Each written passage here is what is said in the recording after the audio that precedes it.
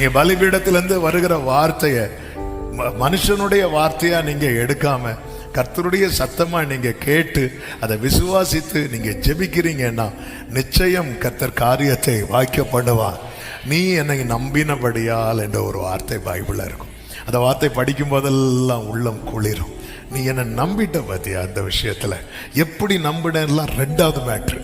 ஆனா நீ இந்த விஷயத்துல என்ன நம்பிட்ட, நீ என்னை நம்பினபடியால். கர்த்தரை நம்பி வெட்கப்பட்டு போகாதிருந்தார்கள் என்று பைபிள்ல இருக்கு. ஆண்டவர் மேல உங்க நம்பிக்கை. அதனாலதான் தேவ சமூகத்திலிருந்து வருகிற வார்த்தை என்பது ரொம்ப ரொம்ப முக்கியமானது. அதை நம்ம தரையில போற்றக்கூடாது.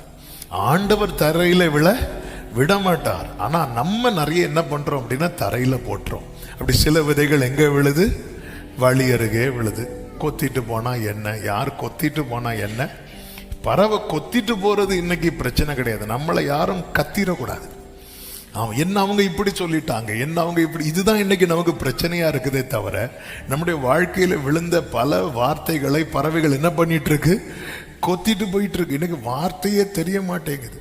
வார்த்தையை வைத்து ஜெபிக்கலான்னு பார்த்தா அன்னைக்கு ஒருத்தவங்க சொன்னாங்க, பாஸ்டர் நீங்க போன வாரம் பேசின செய்தி அப்படியே எங்களுக்காகவே இருந்ததுன்னாங்க. என்ன செய்தின்னு கேட்டேன்னு தெரியல.